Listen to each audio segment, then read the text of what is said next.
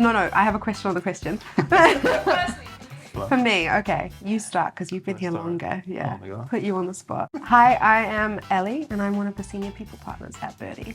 Hi, I'm Jura. I'm the senior product manager at Birdie. I think Yeah. feedback is the #1 source of insights that we get and the ideas that we get. And I generally speak to a handful of customers every single week. I was about to ask, how often do you kind of gather feedback and how do you do that? There's a couple of different ways how we get feedback. So it could be either from sales or a support team that directly feed everything that partners say, but also because our partners are so excited to work with us, we generally just email a handful of customers every single week and be like, oh, we have a new idea. Can you come on the call? Can you tell us if it's good or how to change how to improve that? That must be quite an amazing feeling as well to know It's that they're really actually good, so connected to the product. Yeah, and it doesn't feel like you're annoying people and you're bothering them from day-to-day job, because every time we show them something, they're like, oh, this is great. And even troubleshooting, when something doesn't go well, we go in and we learn about it, we learn how to improve and iterate on that product. And I think we wouldn't be able to do that without the connection we get with the customers. Yeah, I think working in people as well, it's quite similar in that we do try and approach things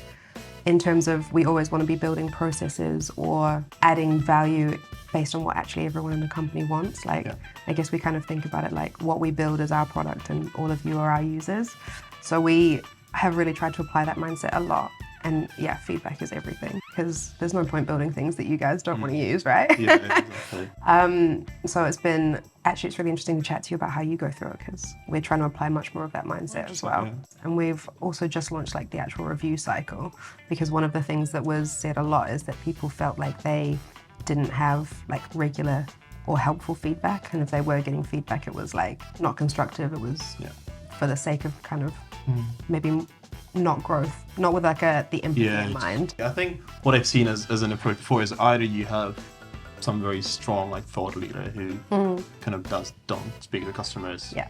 We know what to do and we'll do it. And I think Birdie's the exact opposite. And I think one of the things which I think is really different at Birdie as well is, and I think as an example, there'll be a lot of people who will come and request a feature from us. Yeah. And I think we're really, really good at Birdie to kind of ignore the feature request and just go and dig deep. What is the actual problem behind it? We're not here to build features, we're here to solve your problems. And then so we go in and try to really stir them away from like that feature thinking. Yeah. And then we come back with something that might look very, very different or might be a completely different feature, but we solve that right problem. And I think this is very, very different to the way I worked before, but also to what I've seen with some of the other kind of software in the industry. It's interesting, isn't it? Because I think that feedback has become such a buzzword in tech. Like, I think it's actually really hard to do well, and I really appreciate hearing you talk about it because I think it's something that Birdie definitely does do really well. Yeah, we get feedback, we listen to what you said, but it's not actually the same as digging deeper, actually finding out the root cause of a problem and then being able to develop a solution off that.